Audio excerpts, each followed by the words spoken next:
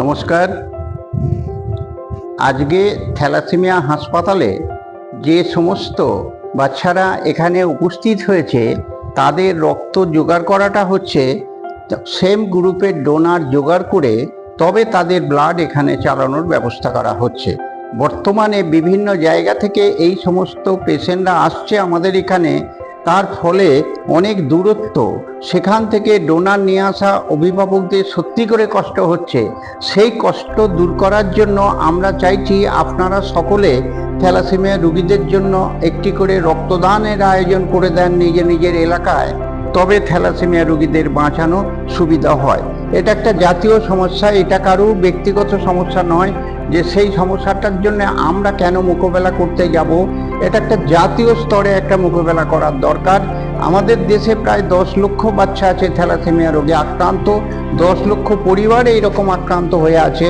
তো যে দেশের এত সংখ্যক মানুষ এইরকম একটা সমস্যার সঙ্গে যুক্ত, সেটা জাতীয় স্তরে একটা মুভমেন্ট করা দরকার। আজকে দীর্ঘদিন ধরে ভোট পর্ব চলছে প্রায় 3 মাস ধরে, তার আগে থাকতে ঈদের একটা সমস্যা গেছে, যাতে আজকে হচ্ছে খরার পরিস্থিতি চলছে, তার ফলে সমস্ত জায়গায় রক্তদান থেকে মানুষ বিরত হয়ে পড়েছে।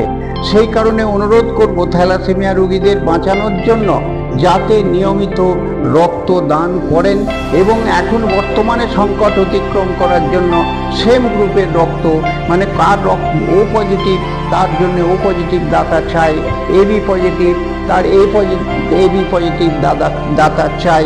এইরকম ভাব গ্রুপকে বলা হয় সেম গ্রুপ।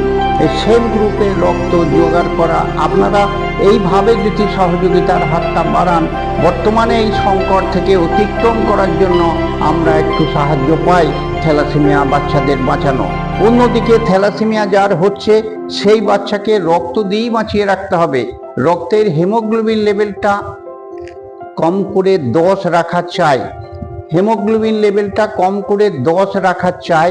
10 হিমোগ্লোবিন রাখতে গেলে মাসে 2 বার করে রক্ত দেওয়ার প্রয়োজন আছে। মাসে 2 বার করে রক্ত দিতে গেলে এই রকম সেম গ্রুপের দাতা জড়ো করতে হবে সব সময়ের জন্য।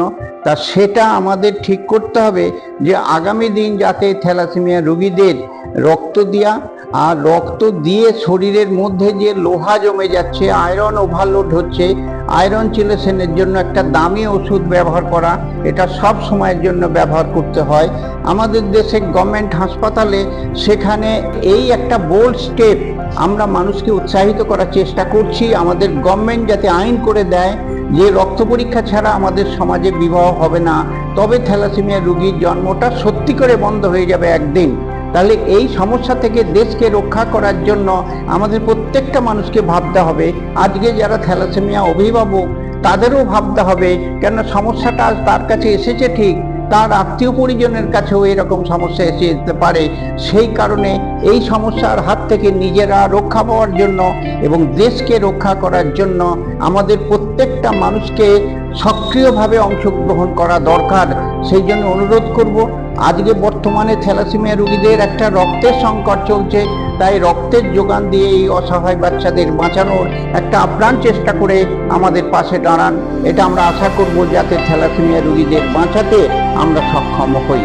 আর আগামী দিন থ্যালাসেমিয়া রোগীর জন্মটা বন্ধ করার জন্য বিফোর ম্যারেজ জেনেটিক কাউন্সিলিং করে নিতে হবে। সেই জেনেটিক কাউন্সিলিং আমাদের এখানেও হয়।